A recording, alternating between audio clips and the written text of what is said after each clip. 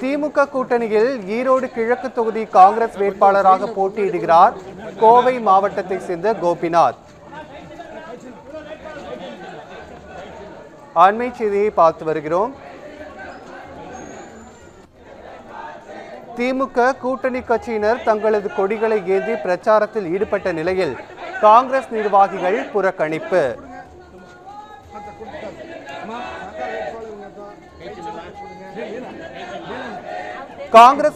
காங்கிரஸ் கொடியுடன் ஒரு தொண்டரும் கை சின்னம் பொருத்திய அட்டைகளை ஏந்தி 4 பேர் மட்டுமே பங்கேற்பு. இது குறித்த கூடுதல் விவரங்களை வழங்குவதற்காக எமது செய்தியாளர் சக்திவேல் இணைப்பில் இணைகிறார். சக்திவேல், கூடுதல் விவரங்கள். வணக்கம் ராஜேஷ்.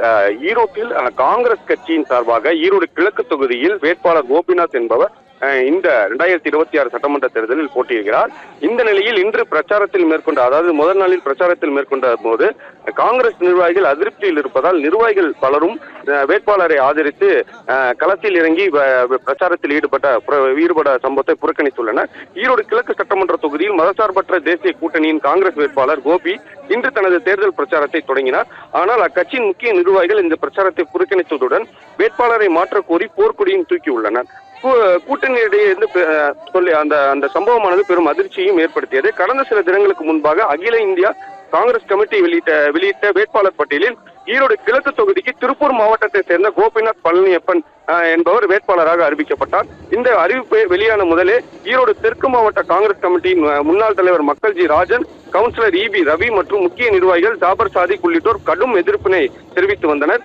வெளியூர் நபருக்கு தொகுதியை தரவற்பதை ஏற்க முடியாது என்ற எண்ணங்களிலும் போர்க்கொடியை தூக்கி வந்தனர்.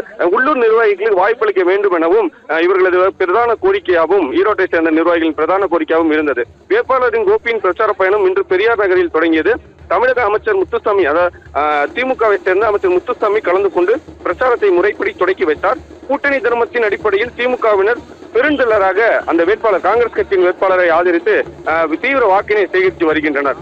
ஆனாலும் கூட ஈரோட்டை சேர்ந்த முக்கிய நிர்வாகிகளான மக்கள்ஜி ராஜன், ஜாபர் சாதிக், EB ரவி மற்றும் RM பழனிசாமி உள்ளிட்ட பல்வேறு தலைவர்கள் இந்த பிரச்சார கூட்டத்தில் கலந்து கொள்ளவில்லை என்பதுதான் முக்கியத்துவம் அடையும். ஏற்கனவே கருங்கல்பாளையத்தில் உள்ள மகாத்மா காந்தி சிலையின் முன்பாக இவர்கள் வேட்பாளரை மாற்ற கோரி போராட்டம் நடத்தியிருந்தனர்.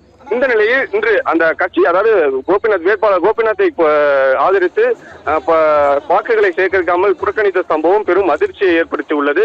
இந்த வேட்பாளர் அந்த கோபிநாத் அவர்களின் இந்த பிரச்சாரத்தில் திமுக கட்சி மற்றும் தேமுதிக போன்ற நிர்வாகிகள் மட்டுமே பங்கேற்ற நிலையில் காங்கிரஸ் கட்சியை சார்ந்த முக்கிய நிர்வாகிகள் யாரும் இந்த பிரச்சாரத்தில் ஈடுபடவில்லை என்பது இந்த ஈரோடு அரசியல் வட்டாரத்தில் பெரும் பரபரப்பை ஏற்படுத்தி உள்ளது.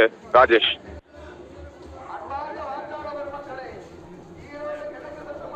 கூடுதல் விவரங்களுக்கு நன்றி சக்திவேல்.